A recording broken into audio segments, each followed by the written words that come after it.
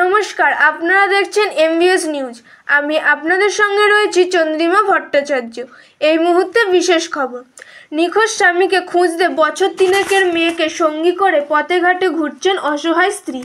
বিভিন্ন দোকানে ছবি দেখিয়ে তার স্বামীকে খোঁজার চেষ্টা চালিয়ে যাচ্ছেন বাগনাপাড়ার পাতাইগাছি এলাকার পিঙ্কি ঘোষ। ইতিমধ্যেই কানলা থানায় নিখোঁজ ডায়েরি করেছেন ওই গৃহবধূ। থানা থেকেও ঠিক মতন তাকে সহযোগিতা করা হচ্ছে না বলে অভিযোগ এই গৃহবধূর। জানা গিয়েছে, কানলায় সূর্যপুর এলাকায় বাসিন্দা সুভাষ ঘোষ তার স্ত্রী এবং তার শিশুকন্যাকে নিয়ে বাগনাপাড়ার পাতাইগাছি এলাকায় একটি বাড়িতে ভাড়া থাকতেন। গত 24 তারিখ লরি চালক সুভাষ ঘোষ আর 5টা দিনের মতন কানলায় খেয়াঘাট সংলগ্ন এলাকা থেকে গাড়ি নিয়ে কাজে যাবেন বলে বাড়ি থেকে বেরিয়েছিলেন। এরপর ওই রাতেই তার স্ত্রীকে সে ফোন করে জানায় সে আটকা পড়ে গেছে, তাকে নিয়ে যেতে। এই কথা বলার পরই ফোনটি কেটে যায়। তারপর থেকেই ফোনের সুইচ অফ। এরপরই গত 25 তারিখ কানলা থানায় নিখোঁজ ডায়েরি করেন ওই গৃহবধূ।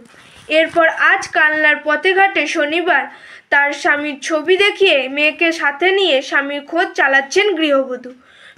সব খবর সবার আগে, মানুষের সাথে মানুষের পাশে। Report Syed Abu Jafar, MBS news.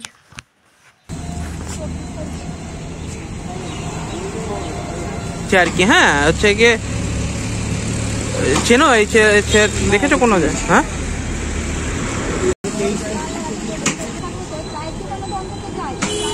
এইখানে তো এই বলে কাউকে দেখিনি এখনো, আর দেখলেও মানে খেয়াল করছে না।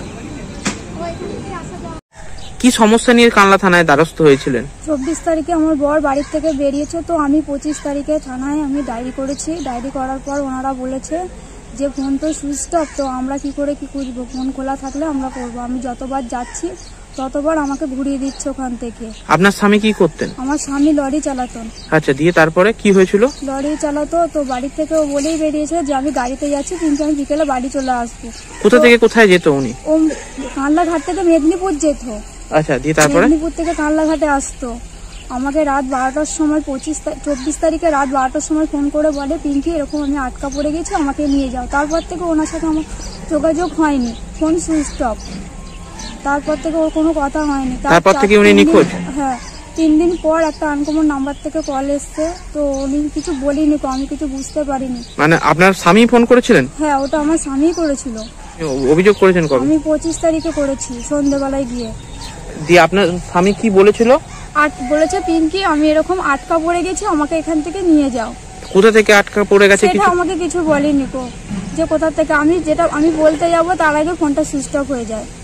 আচ্ছা, আমাকে কোনো কথা বলার সুযোগ দেয়নি। তারপর একটা অন্য নাম্বার থেকে ফোন আসছে। অন্য নাম্বার থেকে, সেটা 27 তারিখে হবে, ওই নাম্বারটা থেকে কল এসেছিল। আপনার স্বামী ফোন করেছিল? ফোনটা খোলা ছিল, কিন্তু সন্ধ্যেবেলা আমাকে ফোনটা করলো, কিন্তু কে কথা বললো কিছু বোঝা গেল না। কিন্তু মানে ভয়েসটা পুরো অন্যরকম আসলো। আচ্ছা, গলার ভাতটা অন্য রকম। এখন আপনি কি সমস্যার মধ্যে? এখন আমি সমস্যার মধ্যে, আমি একটা ভাড়া বাড়িতে থাকি। আমার ওই বাচ্চা মেয়ে নিয়ে আমি সকাল বিকেল থানায় এরকম কমপ্লেন করেছি, কিন্তু ওরা এখনো পর্যন্ত কিছু আমাকে খোঁজ দিচ্ছে না, কিছু বলছেও না যে কি কোথাও আছে কি কিছু, ওরা কিছু বলতে পারছে না।